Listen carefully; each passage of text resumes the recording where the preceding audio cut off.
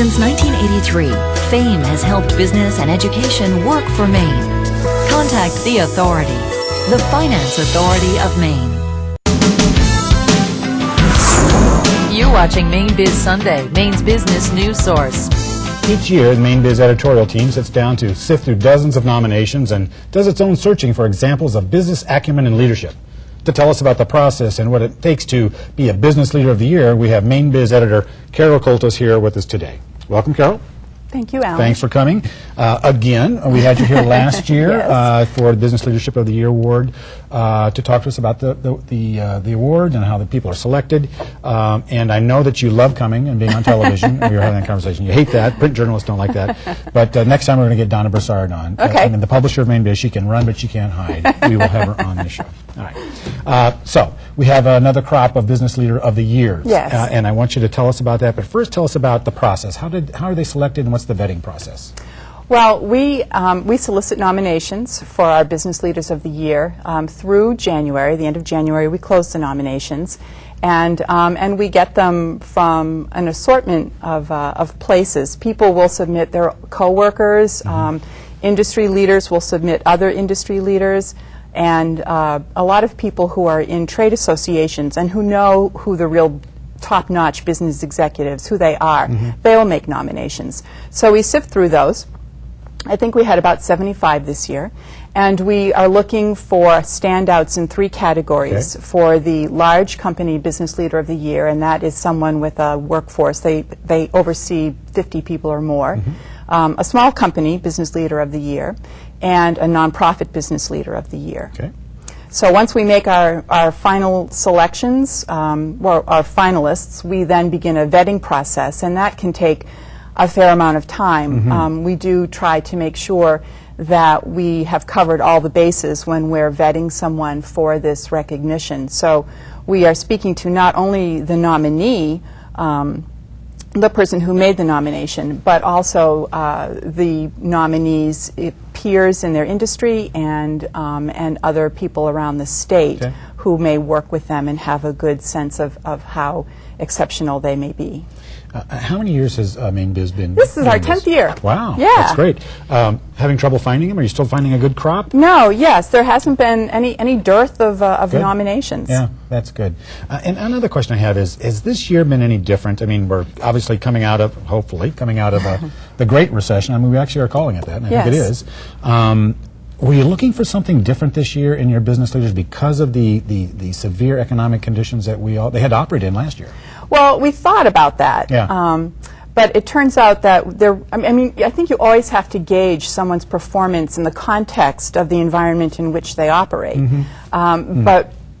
And having heard so often in 2009 that flat is the new up, we had sort of prepared ourselves that we may not find candidates that had the kind of success that we've had been able to recognize in previous years. But that wasn't the case.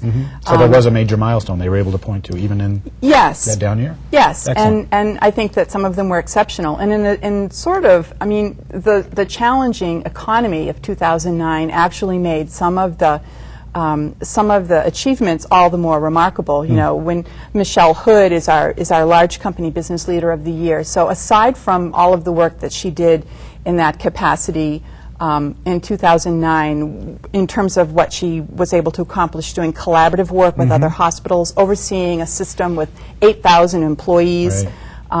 She also did it with the backdrop of wacky reimbursement from the public sector for Medicare and Medicaid care, and also under the maybe cloud isn't the right word, but the whole healthcare reform debate and how that might color how you plan in that context. So. Yeah, that's a tough one. I mean, so Michelle Hood is the large business leader of the year. Yes, she is the CEO of Eastern Maine Healthcare Systems. Excellent. In case someone doesn't know that. Right. Excellent. Excellent. Okay. Walk us through the others. Who's the next one then? And our small company Business Leader of the Year is Michael Cody. He is the CEO of Looks Gourmet Food in Whiting. And Michael's really an exceptional executive in many ways. He took what was a pretty outdated cannery and then has turned it into a remarkable seafood processor that has had tremendous sales growth in the last several years. It's been recognized by Inc. magazine as one of the fastest growing companies for the last 3 years. and has been able to grow its workforce to 20 full-time positions. That's really important in a community Especially like Whiting in yeah. Washington County, which has had tremendous challenges from an economic point of view. So, you know, and Mike is the kind of guy with a pedigree. He could have gone anywhere and done anything with his background in Pepperidge Farm and other food industry sectors, but he chose to come back to Maine. Where did that nomination come from? I'm curious, how did that one find you? Was it... That actually came from one of the financing organizations in the state, and who knew of his work. Great, good. Yeah. Okay. Yeah. And nonprofit. Yes, and our nonprofit business leader of the year is Tom Davis, who is the CEO of Skills Inc., which is a nonprofit organization, has several sort of irons in the fire, if you will. But the overarching mission for Skills Inc. is to help people with developmental disabilities. And in Tom's mind, the best way to do that is with a job. And so he has really focused on trying to provide meaningful employment for folks with developmental disabilities. What makes it unique is that he's able to do that, for instance, at the Sabatiscook, I hope I said that right, Farm Lumber Mill in St. Albans. Half of the workforce there is developmentally disabled, but they are able to produce lumber and sell it in a competitive market with for-profit enterprises. So he's really he's a big backer of social enterprise. And I saw that's up to what, 17 or 18% of their total revenue is coming from that piece, which is really cool. Yeah, that's great. Yeah. Was there a common characteristic or a theme or a thread that was running through all these different candidates this year? I think that they have tremendous singularity of vision.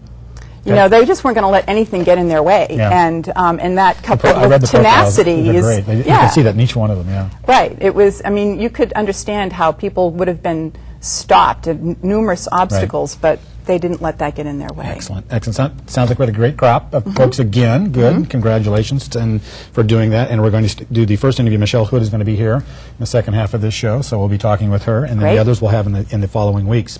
I know that you have a reception coming up for the Bloy, as we call them, Bloy winners, Business Leaders of the Year winners. Tell me about that. Yes, well, we do. It's a reception that recognizes our honorees. It's set for May 6th.